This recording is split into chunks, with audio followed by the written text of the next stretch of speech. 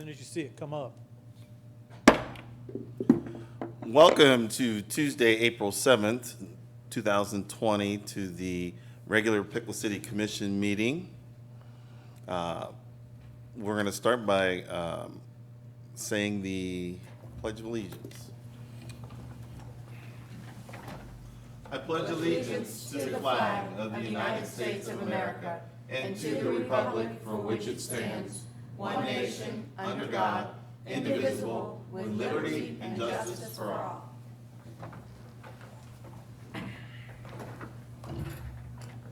Seems like it's been a while. I guess we'll Call the roll. have Cindy call the roll. Yes. Commissioner Hines? Here. Commissioner Grissom? Here. Mayor Lee? Here. Commissioner Fote? Here. Commissioner Pearson? Here. If I could just make a few comments before the meeting gets started, I wanted to let you know that tonight it's a little different, but we're keeping the attendance under 10, so we will be calling in staff as they need to give their report. So in order to keep it under 10, and so they'll be coming in and out, and when what we're asking you to do tonight is on the agenda, when a staff person comes in, take all their items, and I'll tell you which ones they have coming up. So we'll take some things out of order and let you know which number that is. That'll work.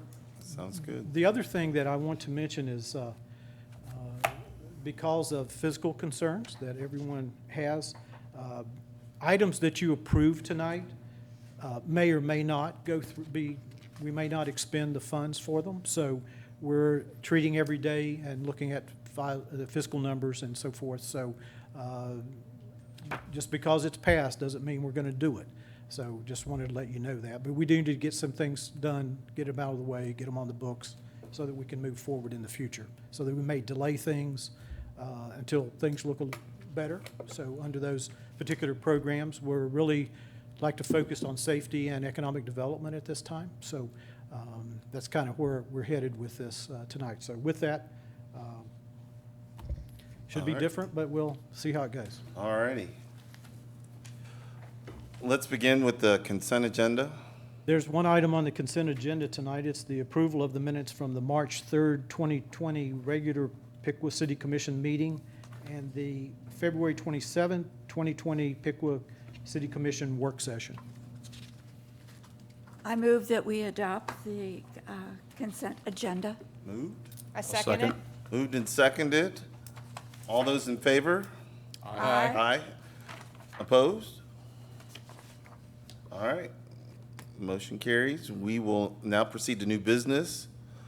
We'll start with ordinance number 6-20, a first reading. Yeah, I'll call on, I'm sorry, go ahead, Cindy. Ordinance number 6-20. It's an ordinance to amend the Historic Preservation Code.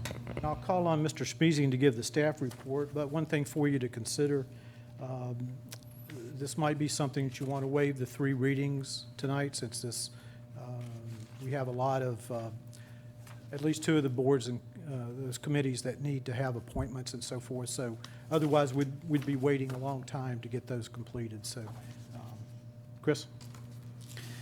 Thank you, Gary. Yeah, this particular item is something that's been on our radar, in particular as we've started the conversations and progressed on the Code Piqua project. One of the overarching objectives of Code Piqua is to improve the efficiency and effectiveness with which we provide the approval process and deliver land use code development standard related items. And the real goal here is to reduce the time, that is streamline the approval process for applicants and remove overlapping or redundant or duplicative processes. And in doing so, we're mitigating the risk. We're making it the process more certain for them. And it's really about streamlining things and making it easier for the applicant. So we're going to continue to integrate these things into the Code Piqua document as we update our development standards. But we were at a point where we had 3 of our design review board members whose terms were expiring this March, and we felt like it was appropriate for us to go ahead with this item at this time as opposed to waiting for Code Piqua to be adopted later this year. So what you have before you is the result of a conversation that we had with both the design review board and the Planning Commission members to discuss the merits of what we're proposing here and why there's value to doing this. And really, the long and short of it is it takes two different bodies and consolidates them into one. So the Design Review Board would merge into the Planning Commission, if you will. The two members of the Design Review Board who do not have expiring terms would move into seats that are currently vacant on the Planning Commission, and then the Planning Commission would absorb those duties of the Design Review Board. In doing that, we're eliminating an extra stop for applicants if they are doing a project in the downtown historic district that's a special use, for example. They would now have to go to the Planning Commission to get the special use authorized, and they'd also have to go to the Design Review Board to get the certificate of appropriateness for the exterior changes and modifications. So we really want to try to eliminate that extra step in the process, and both the Design Review Board and the Planning Commission members felt like this made a lot of sense. And, you know, for the Design Review Board in particular, who's essentially saying, yeah, we'll be stepping aside, for them to say that, I think that speaks volumes about the merit of this. Staff also recognizes that it will increase our ability to be more efficient in delivering services to those two bodies. And at the end of the day, it goes back to what I started with. It's really about making things easier for the applicants so that we can do everything possible when we're administering the development standards to encourage them to do the projects they want to do in the downtown. So if you were so inclined to approve this matter, and as Gary mentioned, we're currently functioning with a body of 3 members on the Planning Commission. So waiving the 3 reading rule would allow us to bring those other 2 members over and fill a couple of those vacancies and get back up nearly to full strength, although one of them has a term that is expiring, so we would still have a vacancy to advertise for. And we've asked or encouraged all of those members of the DRB who have terms that are expiring, if they're interested in continuing to be involved, to apply for that vacant Planning Commission seat, so they would have an opportunity there. Likewise, we'll have a couple vacancies on the Board of Zoning Appeals that they could apply for as well. We'll be advertising those after we get through this, but we wanted to first see where we landed and how many spots we had open before we started talking about that. So I'm happy to answer any questions, but again, if you would be so inclined, we would like to have this up and running for the May edition of the Planning Commission, and that would require that 3 reading rule be waived. Any questions from the commission? I got a comment. So I did come to the Planning Commission when this was discussed, because I was interested in hearing how these two might come together and just kind of see there. I can say there was a lot of discussion, a lot of good questions asked, so I very well think it's been well thought out. So in that, if there is no other questions, I would make a motion to waive the 3 reading rule. I'd second that. No questions here. Moved and seconded. All those in favor? Aye. Aye. Opposed? Motion passes. The 3 reading rule has been waived. Now I'll take a motion for approval. Make a motion to approve. Second. All right, moved and seconded. Could we ask for a roll call on this Yeah, one, please? roll call. Mayor Lee, Aye, or yes. Commissioner Hines, Aye. Commissioner Foat, Aye. Commissioner Pearson, Aye. and Commissioner Grossen. Aye. All right. Item passes. Okay, on your agenda, Chris has number 3 on your agenda. All right, next is resolution number R-46-20. A resolution authorizing the sale of city-owned real estate located at 439 South Main Street. Chris? Yes, this is a vacant lot on South Main Street that it's like a handful of properties that have fallen into the city's control over the years. It's not something that's of any use to the city, even though we currently own it. The business, long-established business entity in that neighborhood, Hems Glass, has expressed an interest in owning and controlling the property. So we've put together a purchase agreement that they've agreed to. The purchase price, as indicated in your resolution, would be $12,600, which is the auditor's fair market valuation for the land.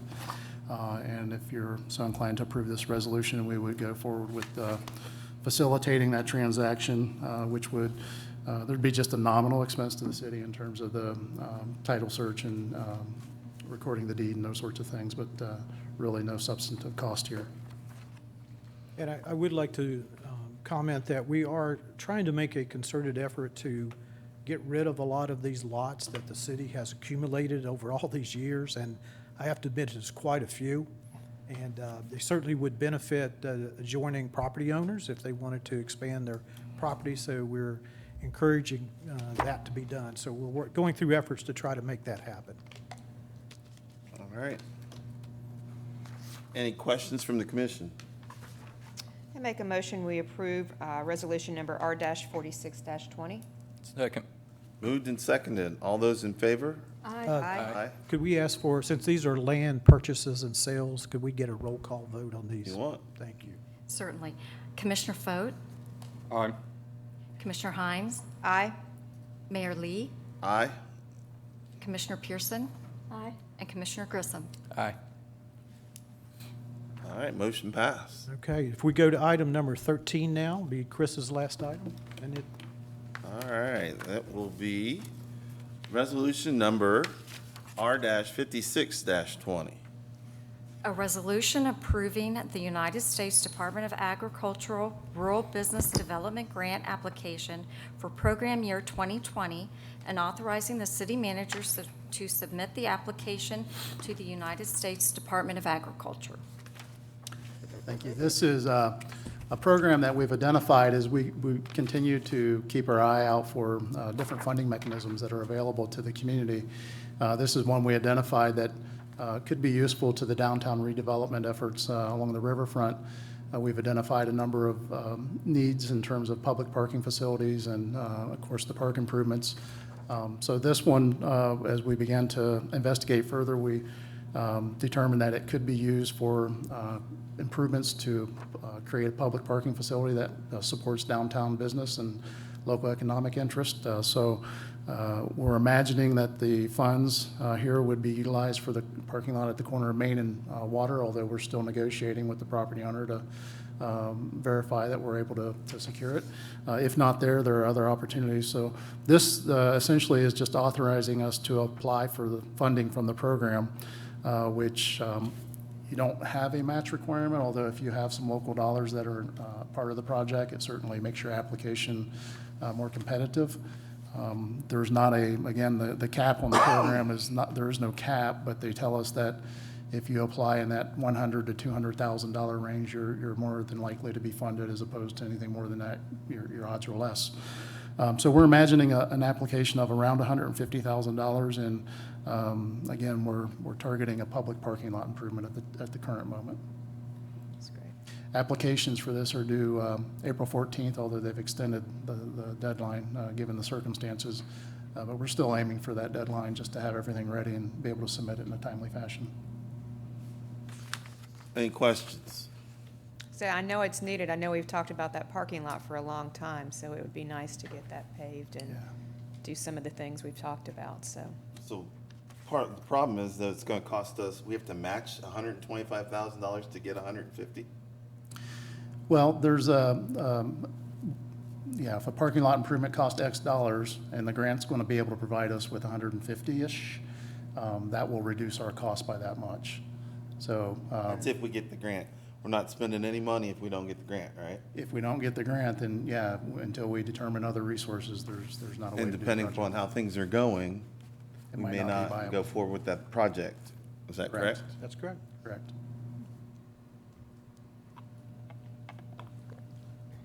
Any other questions? I'll take a motion. I move that we adopt resolution number R-56-20. Second. Moved and seconded. Clerk, call the roll. Mayor Lee, Aye. Mayor Hines, Aye. Commissioner Pearson, Aye. Commissioner Grissom, Aye. Commissioner Foat. Aye.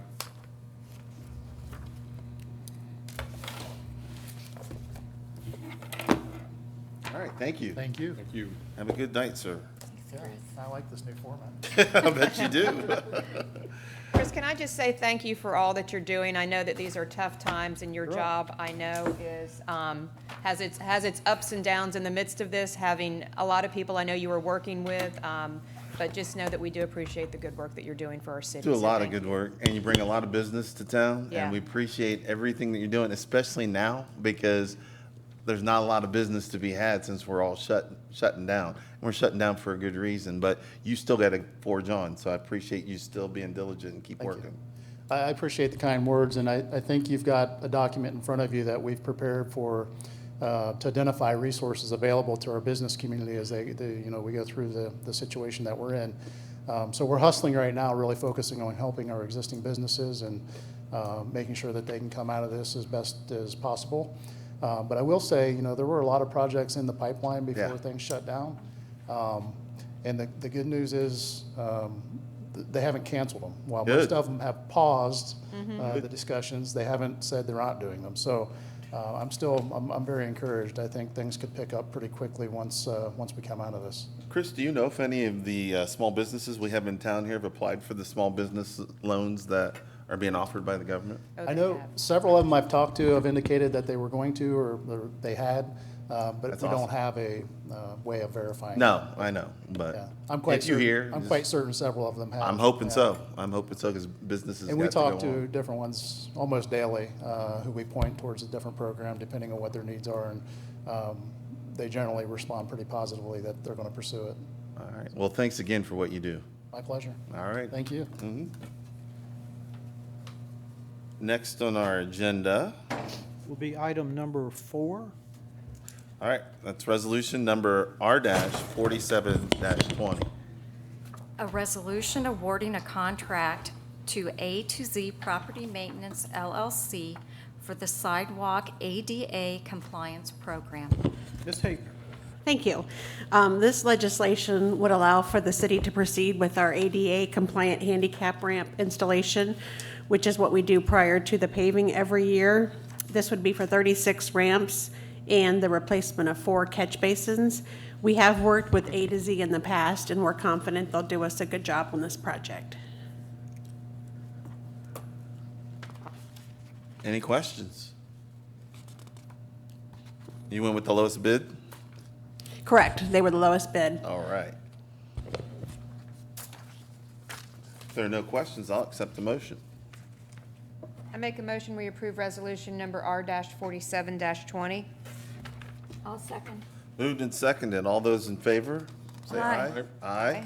I would like to abstain from voting on this just due to Grissom Construction being a part of that. Thanks for the clarity on that. Appreciate that.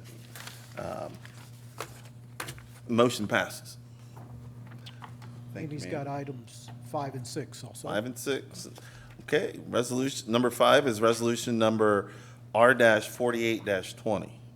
A resolution awarding a contract to Barrett Paving Materials, Inc. for the 2020 Street Resurfacing Program. So this legislation would allow us to enter into an agreement with Barrett to complete our street resurfacing. We received 3 bids this year for the resurfacing project, but Barrett was the low bidder. And in your packet, I included a map showing the locations of where we will be resurfacing this year, as well as I put some information in the memo about how we choose the streets. I know there's been a lot of questions lately of Oh, yes. why we pick what streets we do, so I did include some information to give you an idea of some of the criteria that goes into that. How many total street miles or miles of paving will this cover? You know, I don't have that with me. Mayor, I'll have to get that for you. Any other questions? I would say I would just encourage our citizens to look online at the agenda package so they can see what streets are involved here. Some of them are in Candlewood and around Caldwell and Scott Drive. Nicklin Avenue area. So just to know that, I know we've done a lot of paving over the past few years, so. We But I'm have. sure people would be interested to know where this was Now, happening. I would like to add that Public Works will be doing some streets also. That, Okay. there's streets in addition. You don't know how many miles? They'll do short sections of paving where streets are just bad in certain sections. Will they do And some- alleys? And some short streets, so, Do they do alleys as well? yes. Public Works? Yes. Okay. Any other questions? I'll take a motion. I move that we adopt resolution number R-48-20. Second. Moved and seconded. All those in favor? Aye. Aye. Opposed? Motion passed. Number 6 is next. Next is resolution number R-49-20. A resolution authorizing preliminary consent legislation with the Ohio Department of Transportation for traffic signal and pedestrian improvements on East Ash Street from Scott Drive to Keenly Avenue. So to give you a little background on this one, probably for about the last year and a half, myself, Fire Chief Paul Schneider, and Deputy Chief Grove with the Police Department have been looking at this corridor, which is the 36 corridor from Scott Drive to Keenly Drive, because of the high number of accidents we've had out there. So in doing so, we hired a consultant last summer, to go ahead and do a traffic study out there. And they were able to come up with some findings that could possibly, hopefully, assist in reducing this number of accidents. One was the signal timing itself needs retimed through that entire corridor to hopefully prevent a lot of rear-end accidents from happening. And a couple more things were they thought that putting back plates on the signal heads, which would help with the sun, not being able to see those at certain times. And they also wanted some improved pavement markings through that corridor. So as part of that study last fall, we were able to apply for a grant through the Ohio Department of Transportation Highway Safety Improvement Program, and we were successful in receiving that funding. That funding will be for 100% construction and engineering, which is a little bit unique. Typically, the engineering is usually a local cost, so we were able to secure that funding at 100%. This will be the legislation that will get us programmed with ODOT to begin that process. We're currently out for letters of interest for design, so I'll be bringing that to you hopefully the next commission meeting. Any questions from the commission? So just to repeat what you said, the city agrees to, let's see, how much of a cost to the city will this be? Yeah, This will not be any cost to the city. It will all be funded through the Okay. grant program through ODOT. Yeah, that's what I thought, okay. That's great. That is wonderful. Job. Have, No, I've seen a lot of accidents out there, so. I've worked a lot on accidents out there as a police officer, so I can tell you there was quite a few. Since it's narrowed down now, has that reduced the accidents any? No, that's not part of the corridor study, but I don't know that that was really the issue as far as accidents. It was more at the intersections. Okay. Any other questions? I'll take a motion. I make a motion, we approve resolution number R-49-20. I'll second. Moved and seconded. All those in favor, say aye. Aye. Opposed? Motion passes. Amy also has items 8 and 9. Okay. Number 8, resolution number R-51-20. A resolution awarding a contract to Wester Heidi Construction Company for the Municipal Government Complex Building Security Upgrades Project. So this legislation would allow for the city to enter into an agreement with Wester Heidi to improve the areas of the administration offices, the engineering offices, the health and sanitation department, and the planning and zoning department by enclosing them with the glass, something similar to what we have downstairs. That's been real effective downstairs for the UBO and the income tax area. And this would just carry that same security upstairs as well.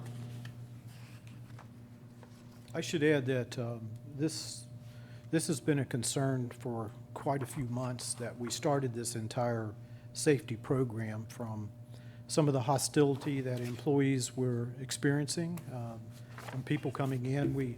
It's not only in UBO and income tax, but we also found it up on the second floor to our different public counter areas. So we consider this a very much a safety issue for protection of employees. I think one of the things too that has been demonstrated during this pandemic is the fact that it would also serve as a protection for those types of viruses and so forth that people would bring in. And I know that may sound corny, but that's also a major protection too for the employees. Any questions from commission? I'm curious, do we have any kind of data around like how many complaints, how many issues, anything around on just how many times we might have ran into situations that would have required the glass like that? I don't know that we have the data. I don't know if UBO had anything that we could fall back on, but it's random. I mean, I know the health department sees an awful lot with their areas of complaints with high grass and so forth. I mean, you wouldn't think something like that would get people all worked up, but we hear a lot of yelling next door at the health department. We as well get some with our permits we issue, and I know the city manager gets their fair share of just everybody going to his office. So it's more than you would like to think. Well, we do have, for those incidents where police have to be called, we would have record of those, but there are the cases where we have to go in and intercept the situation. If we have buzzers on some of the offices so that if they get in trouble and feel really threatened, they buzz us and we come running. So they're not always police reports, but sometimes we do have to insist that people leave the building because of the violence that they're displaying and, just really bad situations sometimes. So it's become a great concern for the protection of our staff. I am all about protection of the staff. I can firsthand say that I've been called as a police officer to the utility office and on a call like that. It's not pleasant for the people that are working there, and I want them to feel safe and be safe. My question is now the time to do this, or and we could pass this and not proceed with it, given we don't know what the projection of funds is going to be and how long this pandemic's going to last. And I understand that, but is now the time to do this, or should we hold off and Well, and do as this? I've indicated, we watch our finances to see that funds are available. It is a good time because we're budgeted. closed. It's an excellent time to do this type of work, which wouldn't interfere with anything at this point. So, in my professional opinion, I think this is very much needed for the protection of our employees. Oh, I'm not doubting, and I don't disagree that it's needed. And I would say that unfortunately with the times that we're living in, we see a lot of government buildings doing this, and it is for the safety of our staff and our employees. It's the reality of the world we live in, unfortunately. And I think in light of the pandemic as well, to have a safety glass in front of somebody to not have those germs, because there's a lot of close contact as you're passing or talking and different things like that. I think in light of where we are, just unfortunately in our country today, I think it's needed. And Well, there's there's a lot of screaming. No doubt. There's a lot of screaming. I know, I've been up here and have heard it as well, so. I do have one follow-on question with everything that's going on right now with the pandemic. Plans for contractors coming in and out of the building, I would assume that there would be a safety plan in place. And Absolutely. would we be able to get that published, at least out to the commission? That way we would see what those safety precautions are with temperatures being taken on a regular basis, so on and so forth, just like we require of our businesses in town to do the same thing. Yes, Okay, thank you. yeah. It's a good question. So can I ask what security measures we have in place now? You mentioned buttons. Yeah, I know in our department, we have a button out front that, because where the engineering department is, we have that big wall. So with the two ladies out front, if somebody gets heated and they can't handle it, they ring a bell and it rings to the back. It's just like a doorbell that we had installed. It's nothing more than that, but hopefully somebody's in the back that we can go running up front. That's not secure. So it doesn't alert the police or No. anything of that nature? That's- Is there exits out the back that people can, or are you trapped in there kind of? We do have a side exit that the public cannot get to. Okay. Yeah, so we do have a way out, but we still have that big counter that anybody can hop right across. So are we looking at doing this while it's shut down then, so immediately? That would be my preference, to move forward with this while we're shut down. And we probably have them working at night rather than during the daytime, so that they come in. That's how we did it with UBO and the others. They came in at nighttime. At nighttime, But okay. we would make sure we have security precautions in there. And we've begun to disinfect the building periodically, spray everything down. So we're going to take those type of precautions. Okay. And that was going to be my next question. I didn't know if it was at night, on weekends, to avoid contact with the staff, if that's an Yeah. additional cost, or could we do a cost savings doing it No, now? I think this having it during the is day? the cost included on this, so. Correct, this was bid for work at night. Okay. So with, Oh, go ahead.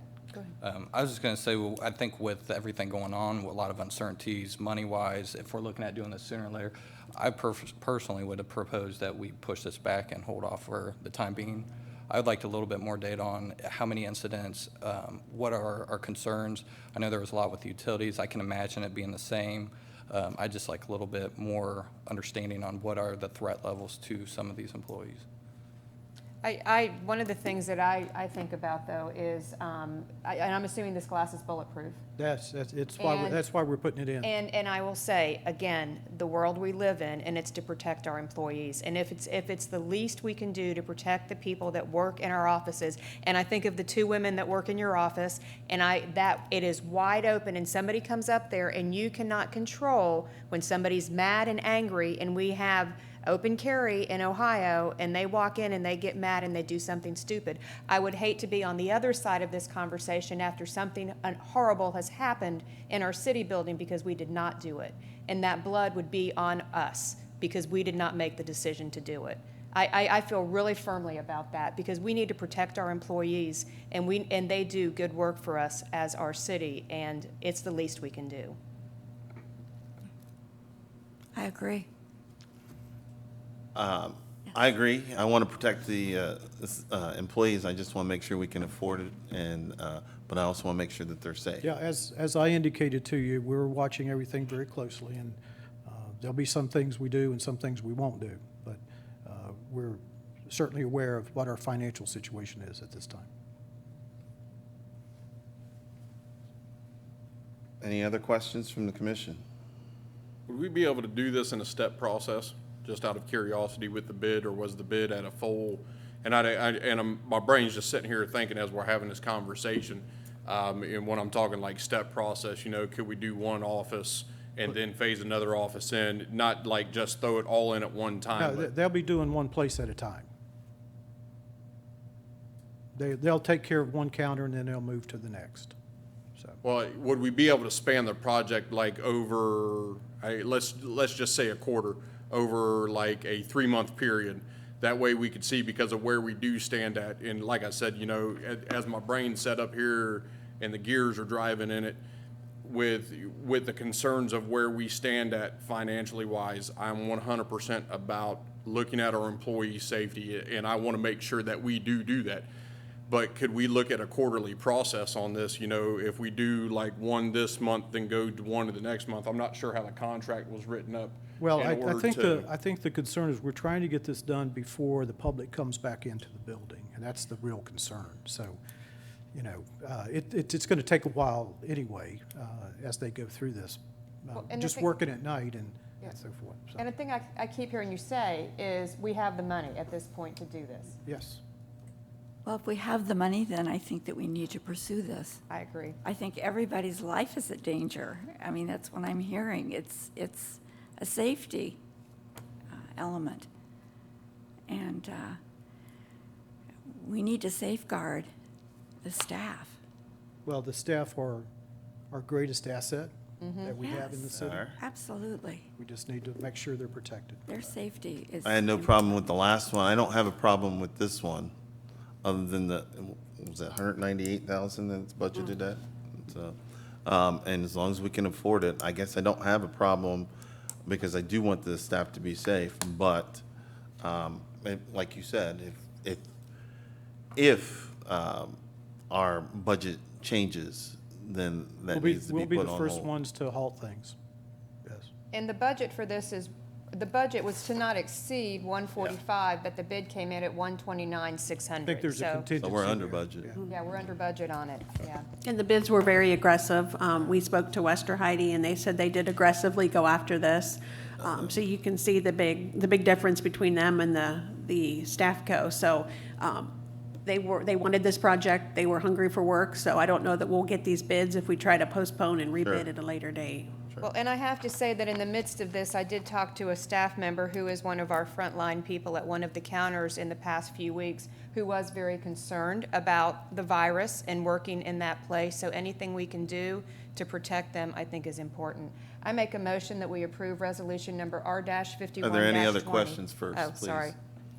Thanks. Any other questions? Any other statements? No. All right. Now you can. Okay, I make a motion, we approve resolution number R-51-20. I'll second that. Moved and seconded. All those in favor, say aye. Aye. Nay. Opposed? Nay. I didn't hear. I went with aye. Okay. All right. Motion passes. Item number 9, Amy. All right, number 9 is resolution number R-52-20. A resolution amending the agreement with LJB Inc. for the engineering design services for the Great Miami River Pedestrian Bridge Project. Thank you. So this legislation would allow for us to increase the purchase order we have in place with LJB an additional $21,720. That would take into account the changes that we have requested of them, mainly on behalf of ODOT's requirements, since they started this project in January of 17. So there's a lot of things that have changed. One of them was the feasibility study that they were required to provide, as well as some hydraulic issues that we're going back and forth with on ODOT. So we want to make sure that we keep our design on track so we can ensure our funding for the project in 2023. And if you recall, we did receive $300,000 from the state of Ohio and also an additional $995,000 from the federal highway toward the construction of this project.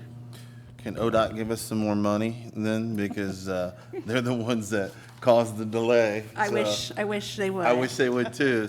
It's $21,000 is what it is? Yeah. Okay. Any comments?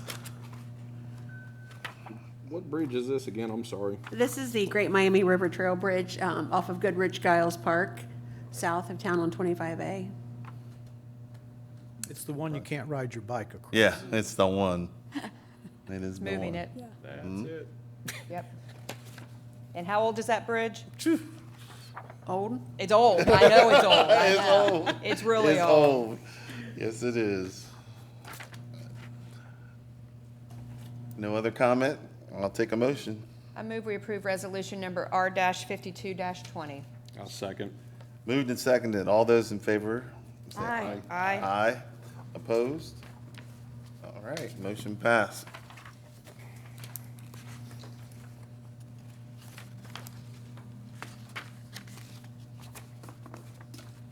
I guess we're waiting on the next victim, next person to This come. is item number 7. Number 7, okay. Okay. I guess it's time to go back. Yes. And who's gonna be, This is Sky Shelley. okay. Yeah. All right, that's resolution number R-50-20.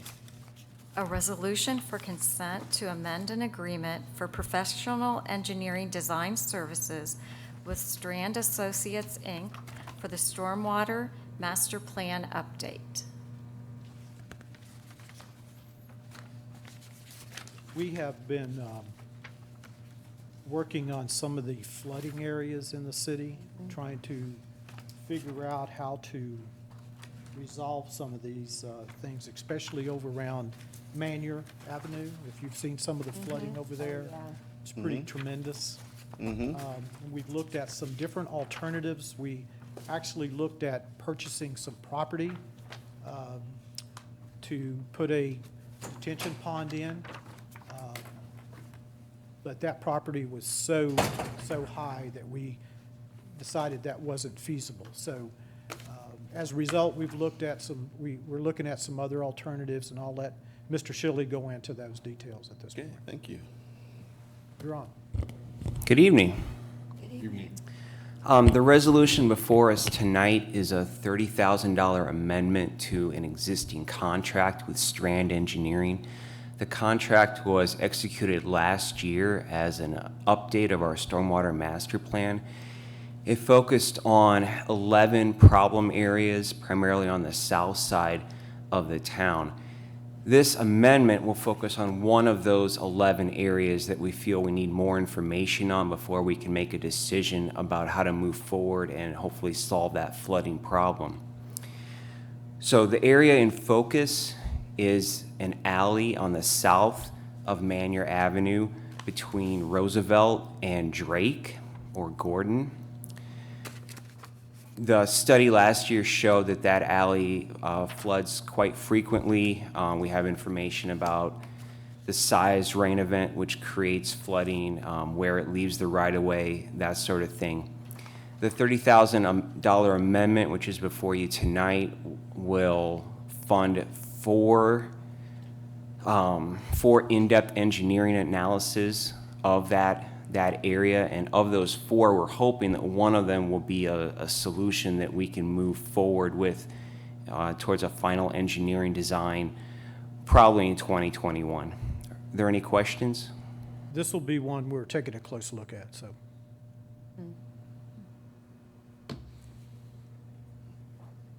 Any questions from commission?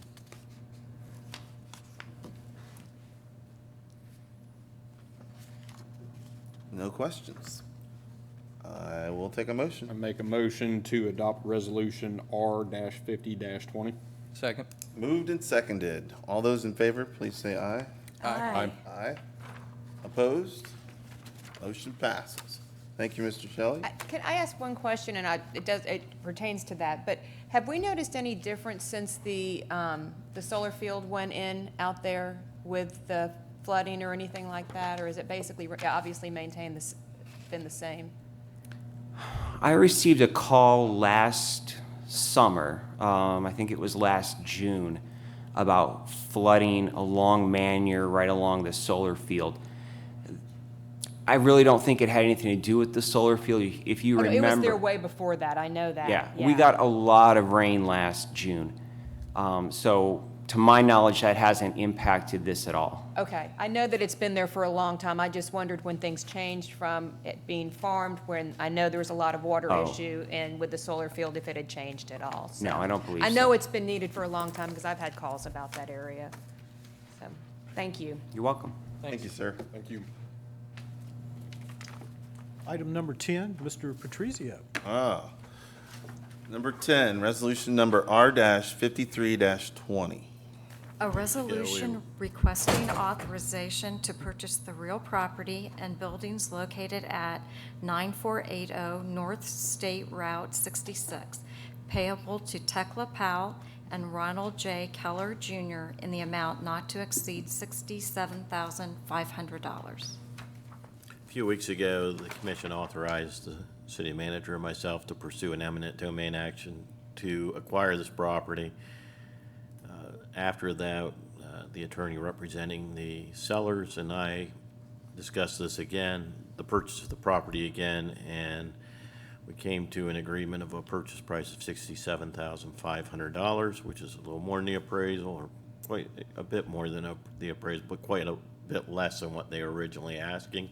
It's approximately 2 acres of land. It's extremely important for the Swiftwater Dam project, and if we don't purchase this, it could cost the city substantial money in the future in other ways. So I would recommend that the city authorize the purchase of this property, or the commission authorize the purchase of this property. Any questions from the commission? So you saved us $50,000 or so from what his It original? wasn't quite that, Chris, it was 40-some. Oh. I had it written down, 42,500. That's better than 100 and whatever they were asking. There was an additional purchase for personal property of $1,500, but that was done outside of this document. This only concerns the real estate in the building. Okay. Any other questions? I'll take a motion then. I'll make a motion to approve resolution number R-53, 53-20. Second. Moved and seconded. All those in favor? We get a roll call vote on the land Oh, purchase, please. Land purchase, that's right, even though it's a resolution. Roll call. Mayor Lee, Aye. Commissioner Hines, Aye. Commissioner Pearson, Aye. Commissioner Grissom, Aye. Commissioner Fogue. Ready to go. Come on up and sit beside Stacy. Or All right, motion passes. Which item's next? Last two items are 11 and 12, Okay. and Mr. Steiner will be here shortly. All right. These are resolution number R-54-20 and R-55-20. A resolution authorizing a purchase order to Lebanon Ford for the purchase of 2 Ford Police Interceptor utility vehicles. Evening. Evening, sir. This resolution and the next resolution both have to deal with allowing us our continuation of our planned fleet replacement. We roll over so many cars each year, so we don't have a really old, super old fleet trying to replace it all at one time at one big cost. So first resolution, we put out an informal bid for, we put out a formal bid for,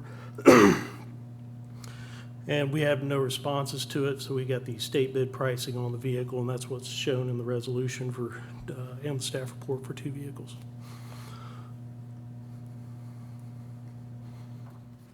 How old are the oldest vehicles that are being replaced? We rotate them out at 5-year intervals. By doing so, the warranties on the drivetrain are 5-year, 100,000 miles. That's right about when we roll them out. And that's really where our biggest cost in maintenance would come, is if we have to do anything related to the drivetrain. So that saved us a lot on maintenance costs. Is it true that the idle time is more deadly to those cars than it is the driving time? That's what they say. That's what they say. I'm not sure. I agree. That's why I'd always tell you, don't idle your car. That's right. That's right. Any other questions from commission? So, and this falls onto it says ongoing strategic fleet replacement plan, so that just falls in line with the original plan? Yes, we just keep replacing 2 or 3 cars depending on the year each year, and that way we don't have anything over that 5-year age limit. Perfect.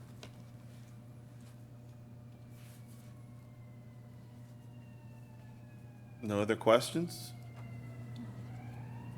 I will take a motion.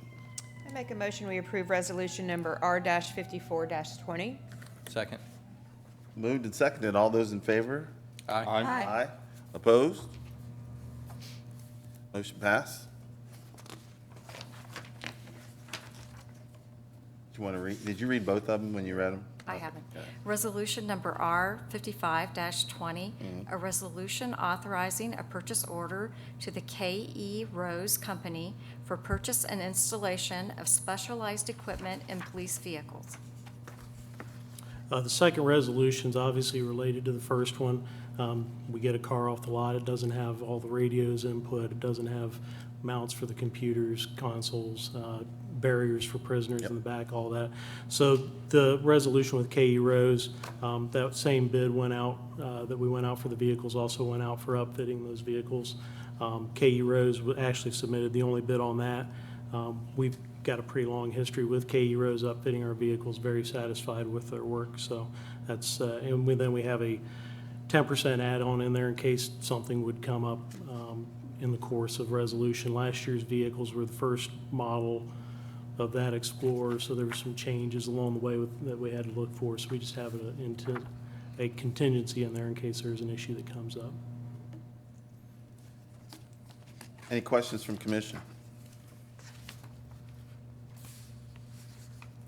Oh, I'll take a motion then. I'll make a motion to approve resolution number R-55-20. Second. Moved and seconded. All those in favor? Say aye. Aye. Aye. And opposed?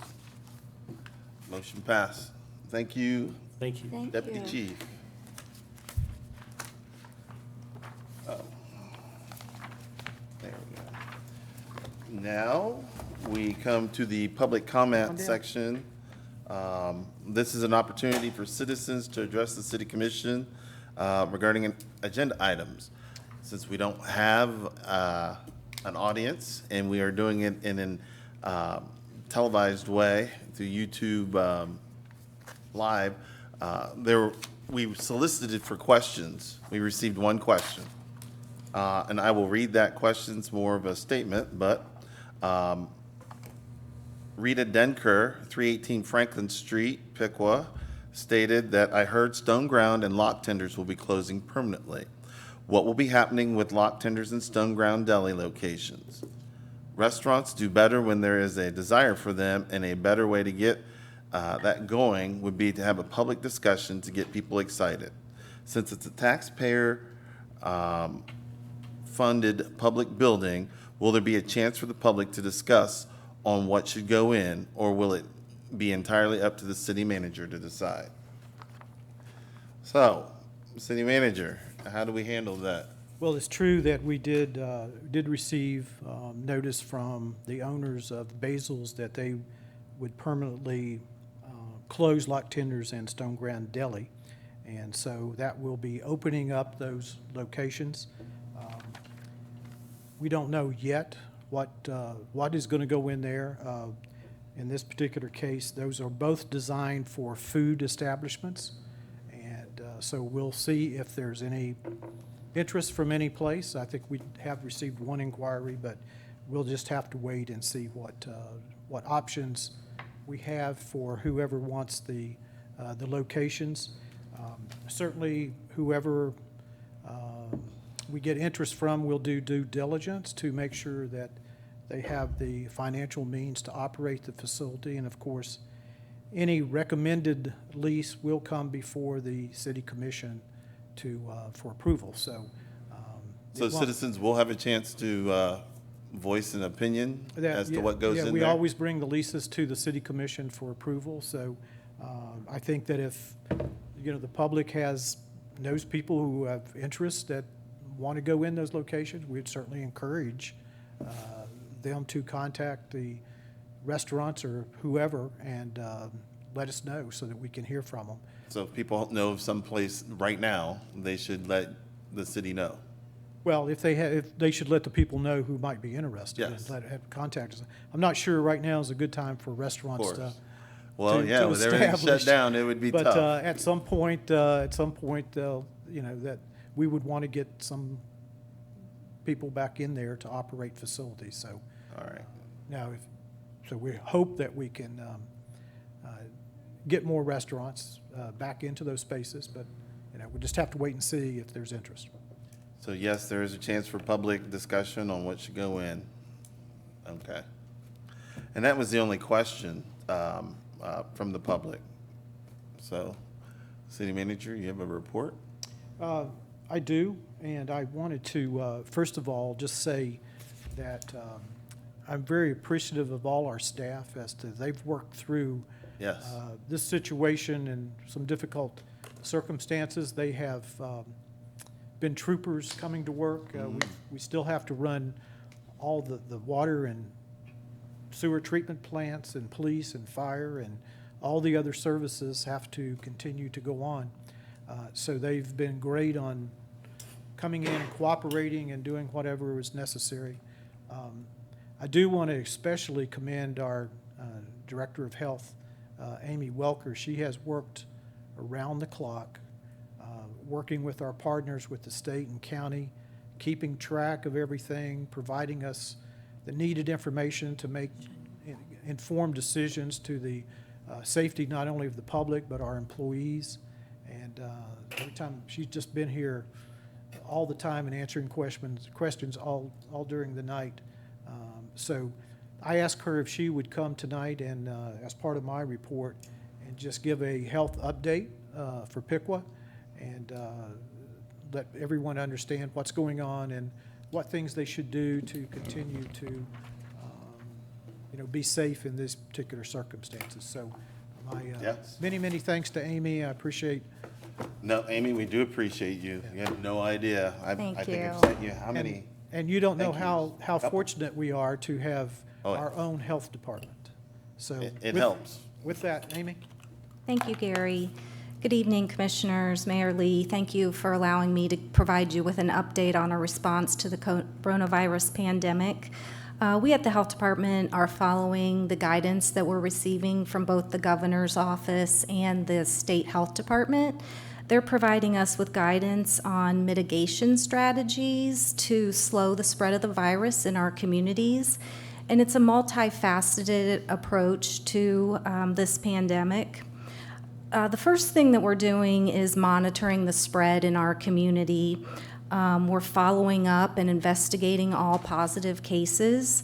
We're doing the contact tracing to limit any further exposure to the virus. And we're providing guidance to those folks that need to either self-quarantine or self-isolate themselves. Currently, we do have 11 positive cases amongst Piqua residents. The hardest hit group that we're seeing right now is our healthcare workers. 7 out of the 11 of our cases are healthcare workers at various facilities. 1 has been attributed to travel outside of Ohio. 1 additional case is related to the outbreak at the Kester Pavilion nursing facility. And 2 other cases are related to elderly patients of an undetermined origin at this time, and those investigations are ongoing. We're also providing a lot of guidance and enforcement on the orders that we're getting from the governor's office. Mainly the one we've dealt with a lot right now is the stay-at-home order, which was amended recently, so there's been some new guidelines there.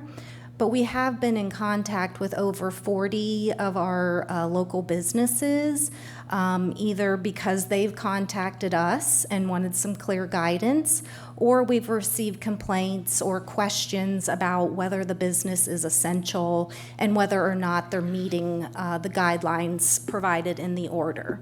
So we're having those discussions with our business community, letting them know what the guidelines are and what they need to do to make sure they're keeping their employees safe. To date, we have not had to issue any orders to our business community.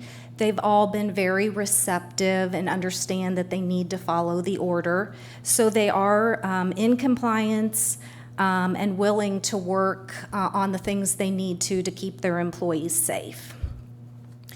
At this time, we're encouraging employees that continue to have questions about their place of employment to contact their employer. When we contact them, they are more than willing to have those discussions with us. So we encourage the employees to first contact your employer and ask them those questions. Why are they essential? What are they doing to protect me and my coworkers? So they should have documentation in place as to what they're doing, why they're doing it, why they're essential. That order is very broadly written, so a lot of businesses do meet the definition of being an essential business. The other part of that order is on our community members themselves. And I would just like to commend the community for doing such a great job of being in compliance with the stay-at-home order. I know it is not easy. It's a big ask. But we are seeing, for the most part, people complying. We continue to encourage people to limit their outings and their errands to only those essential business functions like going to the grocery, going to the doctor, those types of things. Otherwise, people are expected to be home.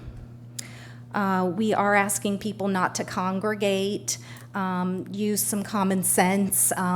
These orders are in place for a reason. These mitigation strategies depend on social distancing to stop the spread of the virus.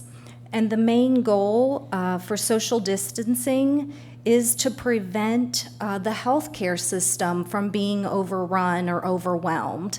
If you listen to any of the updates going on, you'll hear a lot about working on our healthcare system, trying to increase capacity, making sure that those healthcare workers are protected by having the personal protective equipment, all of those types of things. We do know that asymptomatic people can spread this virus. So even if you're not showing symptoms, there certainly is a chance that you have the virus and can spread it. So we're asking people to keep that in mind. You know, one of the hardest conversations I've had through all of this has come just recently, because I do contact all of our positive cases and do that contact tracing where I'm talking to the people they've been in contact, their family members, you know, trying to limit any more spread of the virus. And I really had a heartbreaking conversation with someone recently that they're pretty certain that they passed the virus on to a family member who is severely ill. And, you know, nobody wants to be in that position, to know that you caused someone you care about to become ill. So the person is devastated, and I just encourage everyone to keep that in mind when you think about, should I be out? Should I be going to visit, you know, my elderly mother or grandparent or whatever it is, that we need to protect those that are most vulnerable to this. I'd also like to mention that both locally and statewide, there is a lot of provisions being made to provide assistance to our vulnerable populations. Things such as postponing utility shutoffs, guidance on commercial foreclosures or evictions being postponed, increasing the availability of telehealth, so that people don't have to leave their homes if they just need to see a doctor and maybe get a prescription or something like that. Updates to our unemployment system, increases, this was just announced today, increases to our SNAP benefits, so people that need a little bit of extra help during all of this getting food for their families. And certainly there's a lot of resources out there now for mental health assistance, because we know that people struggle with mental health issues, and during times like this are going to struggle even more. So I just like to encourage everyone to seek out those resources that are being provided now, because a lot is being done to try to help those that are struggling. The other thing I'd just like to mention is that there is a lot of misinformation out there. You know, we're seeing reports of scamming going on and all of those types of things. So I would just like to encourage everyone to seek out accurate, up-to-date information from legitimate sources. I would encourage everyone to visit our website, piqua.oh.org. As on our front page now, we have a banner with our local statistics, so you can keep up to date on what's going on in Piqua.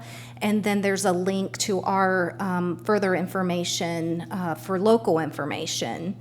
Coronavirus.ohio.gov is a great resource for statewide information. All of the orders and things coming out of the governor's office and the health director's office are there, along with a plethora of information about what to do, when to do it, all of those types of things. And then cdc.gov is a great resource for a national perspective. And again, we're using a lot of the guidance that's coming from the CDC on dealing with things internally, like guidance for our EMS, guidance for when we know we have exposures and things like that. So it's a great resource as well. So as Gary mentioned, we are working around the clock. I have a lot of people that are helping me, but it has been a lot. We have been overrun at times with a lot of phone calls, a lot of questions, and of course that's going to happen. We understand people, are concerned.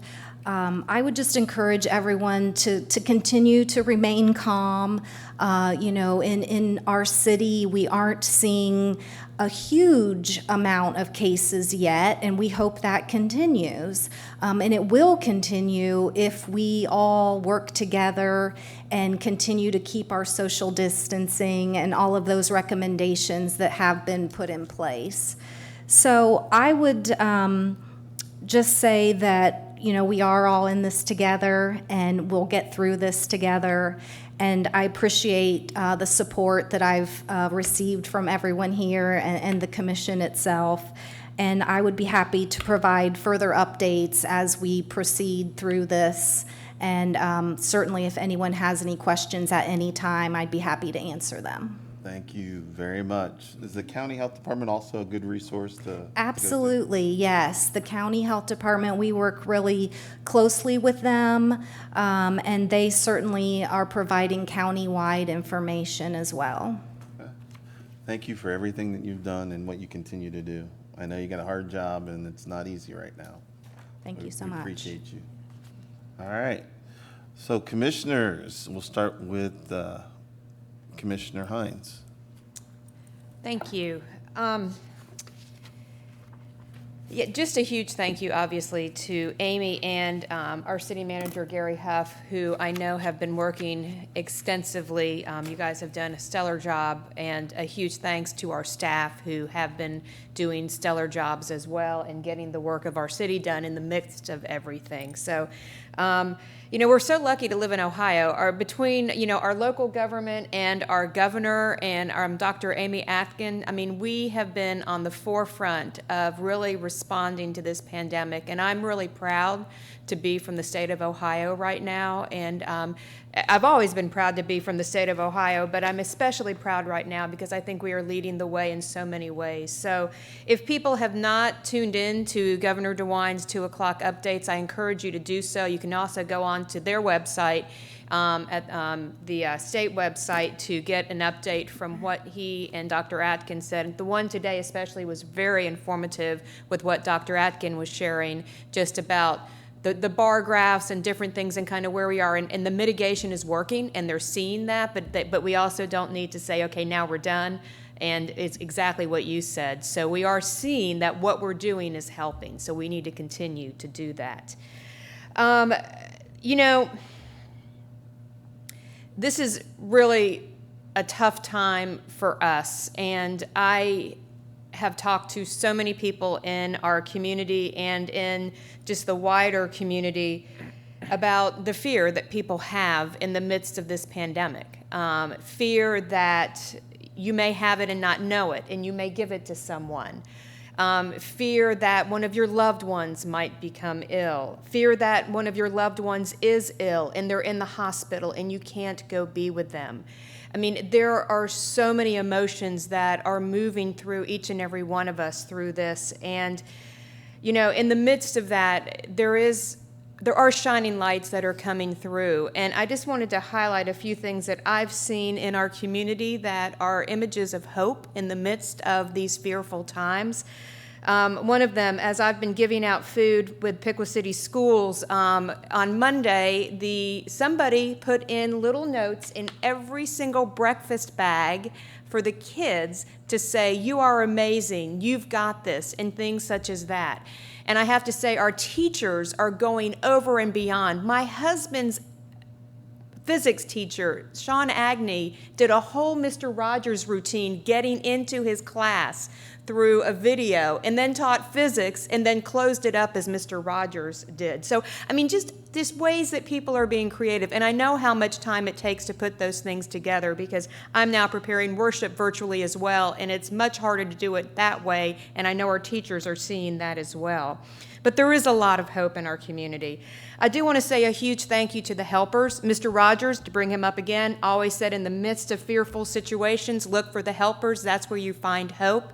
We've got great helpers in our community. I think about those people at Kroger and at Walmart who are working every single day, those people who are out there disinfecting the carts, the people who are bringing our mail every day. You know, there's Amazon, UPS, FedEx, you know, so many people in our community that are keeping things going, that are the signs of hope. And especially the people in our nursing homes, our assisted living facilities, our hospitals, all of those things. We are finding hope in what they are doing. So I just want to encourage our community and our citizens to keep looking up. Things will get better. There will be a time where we can get back outside and do those things that we have enjoyed doing. But I do just want to give a huge thanks to those who are working the front lines right now and really providing the help and those images of hope that we need so much. So our community is in my thoughts and prayers, and just keep doing what you're doing and we'll get through this. So thank you. Commissioner Grissom. Very well said. I think it's been pretty interesting watching the community, as you said, because, you know, in times of toughness, at times it can really bring people together, but at the same time, we're in a situation where you can't really get together. And that's tough for us as humans because we're social beings. But I've been impressed. I've seen people volunteer. If someone doesn't have toilet paper, I'll bring them to you. If you're an elderly person, I mean, it's just been absolutely amazing watching our community come together in these. I know there's people out there that aren't worried about it, that aren't social distancing. I do caution you to adhere to it. It is on our forefront. You can definitely see the impacts in our community, but really working together. I want to reiterate to you what you said about misinformation. There's a lot out there, so go to legitimate websites. Don't use Facebook as your single source of information. I've seen, I spend multiple times talking with people about wrong information out there. I can tell you I've seen a lot in the region working in the healthcare field. GDAHA, Greater Dayton Area Hospital Association, they work regionally, and we're doing a lot to take care of our communities, not just focusing locally, and that's just been absolutely amazing working with those teams. Like you said, they've been putting in exhausting hours, and so I commend you for all your efforts as well. But really just working together, use common sense. I've seen those where people are wearing gloves everywhere, but they're still touching everything. So really just, you know, read up, try to stay informed. Things are changing weekly, so what might have been proper last week may not be this week. So just work together, help those that are in need, try to keep your distance, but I've seen kids out playing. You know, we're cautioning on the playground equipment. Keep your social distance, but, you know, still being outside is not necessarily bad either. So I just want to commend the staff, the city, and everybody out there that's doing their part. Just seeing a ton of community involvement, people just inquiring, where can I help and how can I help? So that's all I really have. Okay, Commissioner Pearson. I too want to commend our great staff and Gary for all your hard work. I feel like when there is a pandemic as this, that we will come together, and we do come together, and we will make it happen together. I've been spending some of my time on my bike and been out talking to folks on the bike path, 6 feet away. Yeah. But it's been interesting talking to folks and how they're dealing with it. Many dogs are being walked, and children on bikes are learning how to ride a bike, and parents are speaking to one another. And That's a good one. I will say, too, that our own Piqua Community Garden is open. They've not shut that down yet. But if you are a gardener, it's there for you to grow some vegetables or flowers, whatever you prefer. Be sure to go to B. Brookhart at piquaohio.org, or you can call to reserve your plot at 778-2085. But all having been said, I think that we're going to get through this and think positive, and we will do it. Thank you. Thank you. Very good. Well said. Awesome. Commissioner. Well, I want to echo what everybody else has said, talking about, you know, the citizens, the staff inside of our town, the employees that we have that are going out there being safe, making sure that we're trying to get ahead of this curve and flatten that curve 100%.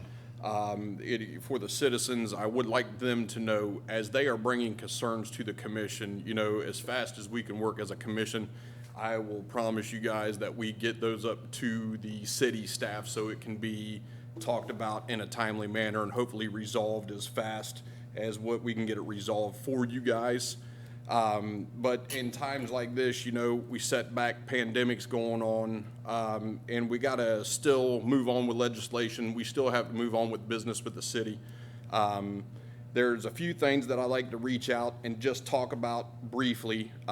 We, as a city commission, city staff, have all gotten together and we laid down the disconnect notices on the electric. I would like just to urge the citizens to still pay on their utility bills, even if it's a minute amount of $20. That is still something that you're putting towards those utility bills, and it would be greatly appreciated.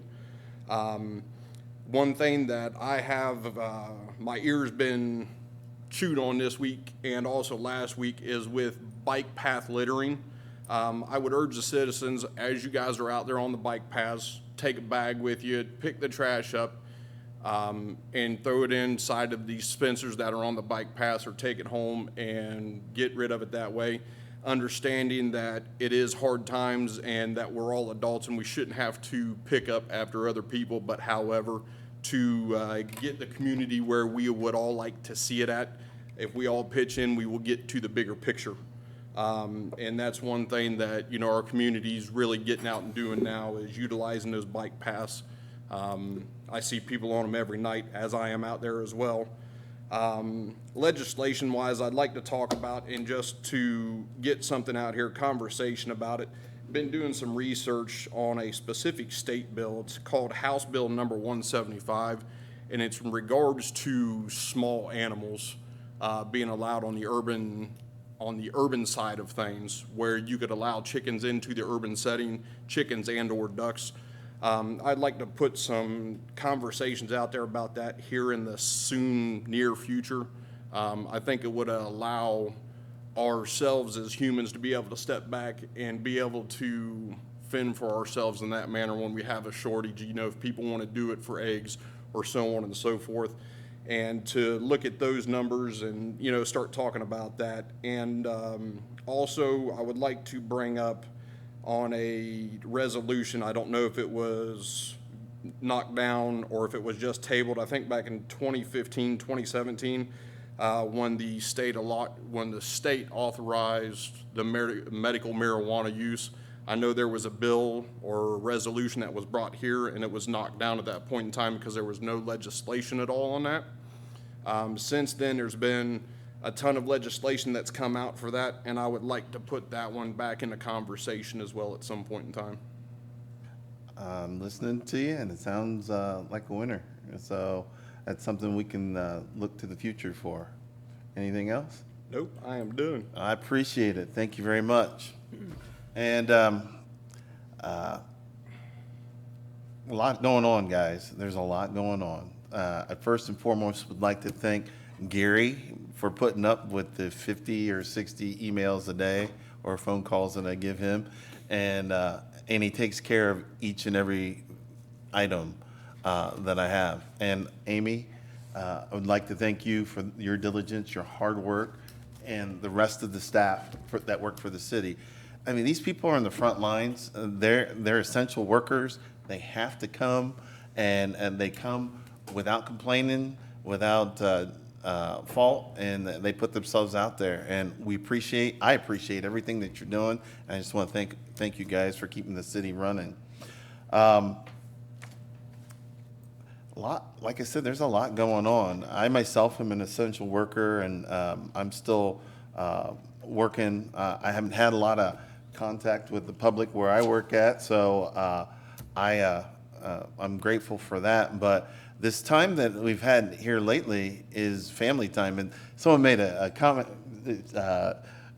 Commissioner Pearson made the comment, talk to your family. It's true. I mean, we talk a lot. A lot of times we're talking in passing, and now we sit down, we play games. We find out, we call, I've got kids that are in college that and older kids that live in Columbus, and we call them on the phone and put them on FaceTime and talk to them, you know, because as much as I'd like them with me, it's probably safer that they stay right where they're at and do the things that they need to do there. But this is a time where we, as citizens and the citizens of Pickwood, need to come together, but not literally. We need to come together and know that there is a light at the end of this tunnel and that we will get through this. I do see people out on the bike path and riding bikes and playing in their backyards. I got neighbors that have kids that play in their backyard. I think it's great that they're spending the time and that they're not all cooped up. But this latest extension it's going to test us. And so we have to weather this storm. Mitigation is starting to work, but you can't say, oh, let's just go back and do things the way they used to be. We're not there yet. Stick with the governor's orders, the Dr. Acton's orders. If anything, Amy Welker was telling you her recommendations, just stay in place. Now's not the time to be cruising, even though I know people get cooped up, and it's not the time to congregate down in the downtown area. I'd like to thank the police department. As a matter of fact, this weekend we had some instances, and they handled it beautifully. Fire department is still responding to calls, and they're doing a great job, and we appreciate everything. And these guys are first line people that deal with the pandemic on a first line basis. Every healthcare worker that's out there, every nurse, and my daughter's about to graduate from college, and they're going to make her a nurse right away. Right away. She's getting a provisional license, and I mean, she's going to be right in it. And so I worry about all our healthcare workers and our nurses, and I pray that they're safe and that they use universal cautions. Commissioner Grissom said the smartest thing: use common sense. Use it. It's out there. Think about it. I mean, don't put gloves on and then touch a bunch of other things and think that you're safe. Masks prevent a whole lot from you infecting the other person or the other person infecting you. So use them if you're going to go to the store. And I'll be interested to see how Kroger's, Walmart, and some of the Aldi's and some of the other stores that we have in town here are handling some of the new rules. And we appreciate all those workers as well, because they have to continue to work. My big thing is that we need to stay the course, follow the rules, help each other, because there are people out there. We've got a lot of people that I myself have helped out and taken things to. I think it's great that we're willing to help and we're willing to help each other. If you need something, there are resources out there. And if you don't know what the resources are, you can even ask me if you need to. Call me. If I know of a place, I will point you in the right direction. If I don't know, I'll ask. So, but stay the course, stay in place, and look to the future, because we will get through this. And if there's nothing else, I'll take a motion to dismiss or to end this. Make a motion to adjourn? Adjourn. There you go. Second. Moved and seconded. All those in favor say aye. Aye. Adjourned.